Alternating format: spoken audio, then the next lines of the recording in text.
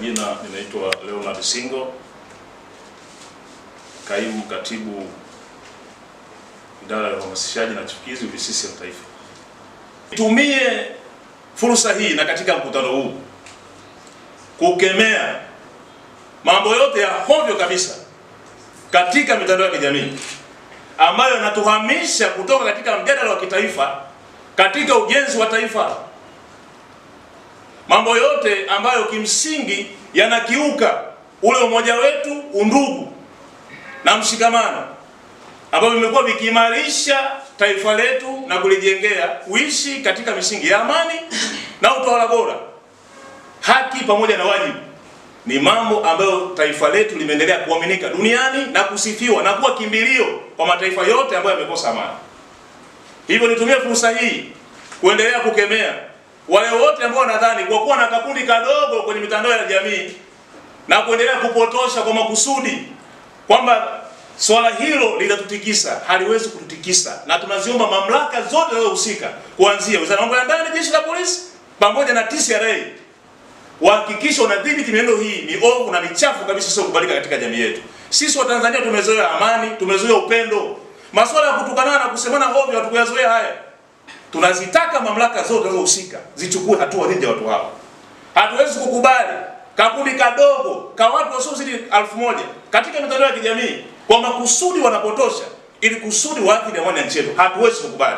Wadhibitiwe, wachukuliwe hatua. Tunajamii vyombo vyetu vya ulinzi na usalama vimeendelea kuwa imara siku zote. Muwakumbushe hata wale ambao wanazungumza maneno ya hovyo namna ambavyo walikuwa wanashupalia mbinu zote ovu zilikuwa zinatumiwa na baadhi ya viongozi wa serikali kwa kushirikiana na wale mabeberu kupora rasilimali za Tanzania. Wamelidumaza taifa kwa muda mrefu. Tunawaambia ukweli, atakaye mchokoza Rais Magufuli tutalala naye mbele. Hatuwezi kukubali kumwacha rais mzalendo namna hii aliyeamua kuwaletea wananchi maendeleo kwa kuhakikisha kwamba yeye mwenyewe anafanyika sadaka. Ameamua kukataa rushwa na ufisadi. Ameamua kutokuwa na ubia na mtu yoyote katika serikali hii. Na ndio maana kwake yeye unapoharibu anakuondoa. Rais Magufuli hana ubia na mtumishi katika serikali hii. Katika hili tunampongeza rais. Tuliona jana akimteua Mheshimiwa Charles Kichele kama mdhibiti na mkaguzi mkuu wa hesabu za serikali. Tunampongeza sana Mheshimiwa Rais kwa uteuzi. Lakini pia tunamshukuru CAG aliyepita kwa utumishi wake. Mwenyezi Mungu ambariki. Lakini wote mnafahamu Katiba ya Jamhuri ya Muungano wa Tanzania, ukienda kwenye ibara ile ya 36 inayosema wazi kabisa namna CAG anayopatikana, anateuliwa na Mheshimiwa Rais, bunge litampitisha. Lakini wakati huo huo unapoenda kusoma sheria ya ukaguzi nambari 11 ya mwaka 2008 kifungu kidogo kile cha 6 kinaeleza namna ambavyo CAG anaweza kuhudumu. Iko wazi. Lakini pia ukisoma katiba hiyo ya Jamhuri ya Tanzania ambayo kimsingi ndio sheria mama, hii hapa ndio sheria mama, katiba yetu hii ndio inayotuongoza.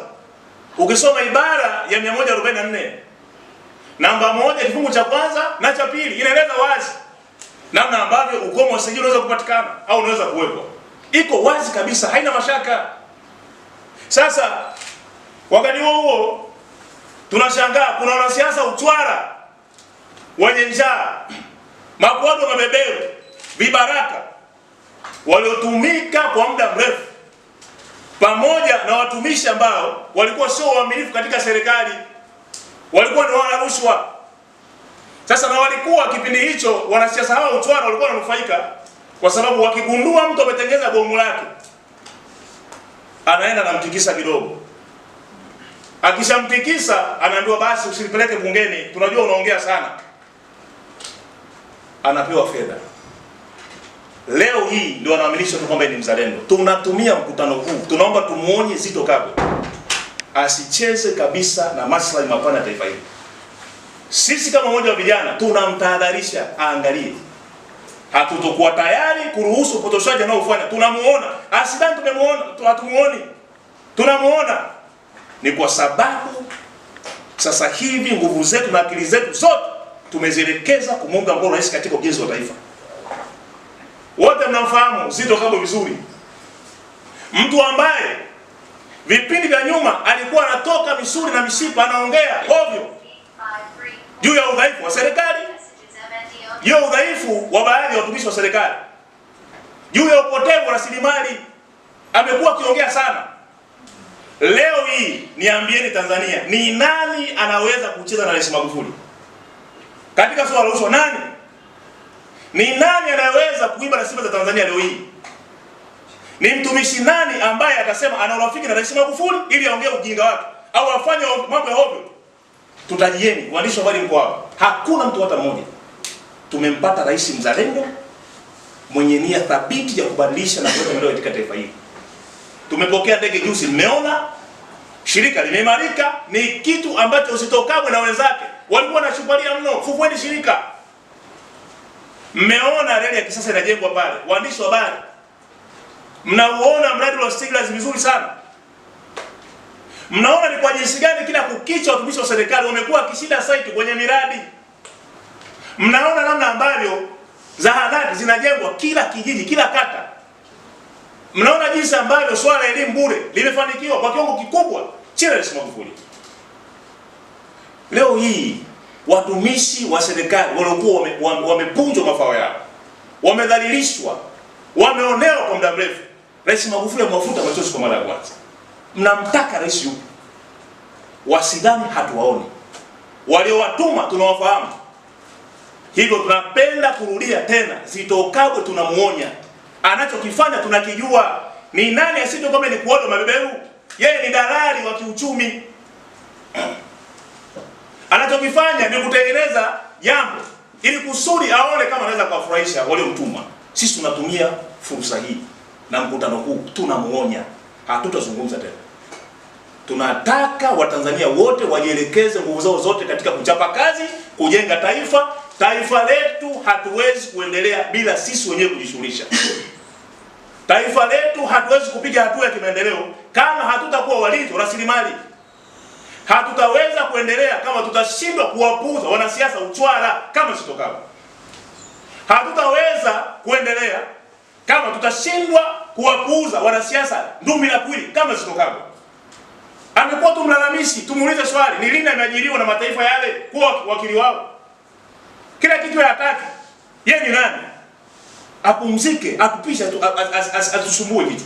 Watanzania tupuuze watu wa aina hii. Ndugu zangu waandishi wa habari, Rais Magufuli kwa mambo aliyoyafanya amewafunga midomo wapinzani. Sasa sisi unatuzuia Watanzania wasimpende rais. Wanampenda kwa sababu wanafanya mambo mazuri. Haiwezekani hata kidogo. Ukweli ni ukweli, huwezi kuzuia mafuriko kwa mkono. Serikali hii kwa maendeleo ni zaidi ya mafuriko. Kila mahali mambo yanachanua.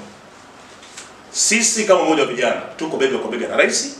Na mimi niseme katika mambo yote ambayo Zitto Kabwe amezungumza na ujinga wote aliozungumza, sio nafikiri nchi hakuna wanasheria. Sio anajiona kwamba yeye ni bora kuliko mtu mwingine. Zitto Kabwe atuambie wazi, toka Rais Magufuli kuingia madarakani ni mchumi nani isipokuwa yeye ambaye amemkosoa Rais Magufuli? Wachumi wote wanamuunga mkono Rais Magufuli kwa sababu mtu yeyote mwenye akili timamu haikuingia akilini. Madini unayo wewe, rasilimali unazo wewe, alafu leo hii unalalamika nchi ni maskini. Taifa letu limepata maendeleo baada ya Rais Magufuli kukiri hadharani na kusema sisi sio maskini. Na ndio maana leo hii mnaona Mwenyezi Mungu ametubariki, taifa letu linapiga hatua. Tumuombe rais, tumtie moyo, tuwapuuze hao watu wanaona kama mtandao kao kalikojificha kwa mitandao ya kijamii. Hatuna muda. Wao waendelee kuongea. Lakini majibu yao wanayapata. Ndio maana rais anapokwenda katika ziara, watu wanampenda rais. Anawasikiliza, anatatua kero zao tena papo kwa papo. Sifa ya kumpima kiongozi yote bora, ameshomla rushwa, huwa anatatua matatizo hadharani. Unapotaka nyuma pazia, maana yake ni kwamba unataka kuchukua rushwa. tunaomba Zitto Kabwe, tunarudia tena, afunge mdomo wake. Hatuna katiba inasema hivi, na ukishatafsiri katika vifungu vyote nilivyokusomea utatoka na sentensi zifuatazo: CAG atakuwa kwenye nafasi au kiti kwa kipindi cha miaka 5 na kustahili nyongeza ya awamu nyingine, lakini mamlaka ya teuzi hailazimishi kumwongezea muda. Ni kweli, yes, unaweza kuteuliwa na rais, lakini huwezi kulazimisha mamlaka ya uteuzi kuongezea muda hata siku moja. Katiba haijamlazimisha rais kuongezea muda. Muda wa CAG uliopita uliisha rasmi vizuri kikatiba. Hivyo hakuna sababu ya yeye kuongea tu huko. Tunamsikia anatangatanga tu huko. Yeye ndiye udai wake wa siasa huko. Sisi hatuwezi kuwa na muda naye.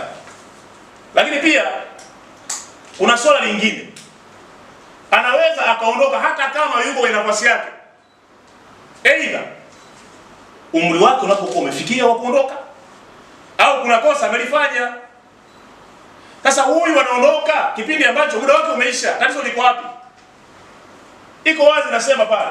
Anapotumiza umri wa kuondoka ofisini, ataondoka hata kabla ya kumaliza muda wake, kipindi chake cha miaka 5. Sasa kama wewe leo hii CAG amemaliza muda wake na anaondoka, kuna tatizo gani? Wewe ndio mwanasheria pekee yako Tanzania hii. Hatutapoteza muda naye. Afunge mdomo wake. Kama wamezidiwa sera na hoja na mipango na mikakati kwa sera bora na madhubuti za CCM, ni afadhali wakaunga mkono itira ya serikali. Wananchi wataonea huruma, watapa kura ya huruma, lakini sio kuendelea kupambana na kitu ambacho wananchi wanaona uhalisia wake. Na mimi niwaambie, wimbi la kupukutika na kufa kwa upinzani Tanzania linatokana na namna ambavyo wananchi wamekuwa na imani na Rais Magufuli na serikali ya 5. Si kitu kingine. Mwananchi kwa macho yake anashuhudia kwa mara ya kwanza eneo ambalo maji yalikuwa ni ndoto, maji yanapatikana. Mwananchi anashuhudia kwa mara ya kwanza alipokuwa anapata shida ya ada ya mtoto wake, lakini leo mtoto wake anaenda shule bila buku. Mwananchi anashuhudia eneo ambalo walikuwa wanakufa kwa sababu ya kukosa ambulance, kwa sababu ya usafiri mbovu, lakini leo barabara ziko kila mahali, zahanati ziko kila kata. Mwananchi huyu akishaondoa kero yake, kwa nini asipende CCM? Kwa nini asimpende Mheshimiwa Rais?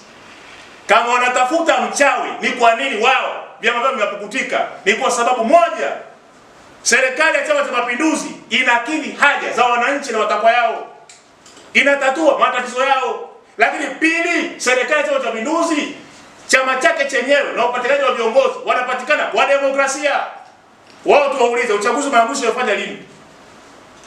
Mtu anakuwa mwenyekiti mpaka anaota mvi nyeupe, ndevu nyeupe, wanajaribu kupaka piko, lakini bado ngozi haifai kukunjua, bado ni wazee. Mtoto azaliwe, aoe au aolewe, mjukuu azaliwe, mjukuu aoe, bado mtu ni mwenyekiti. Alafu unasema demokrasia. Demokrasia ipi? Tunapenda kueleza ukweli, hawana uwezo wa kupambana na Chama cha Mapinduzi. Vyama ambavyo vinapatikana uchaguzi kwa uchaguzi unajifanisha na CCM. Wao wenyewe ndani ya vyama vyao hakuna demokrasia. Msajili anawafichia siri nyingi. Lakini leo nawaambia kuna baadhi ya mambo yakiweko hadharani, ni kwa sababu hatuwezi kusema tu hapa, lakini vitu vya hovyo kabisa.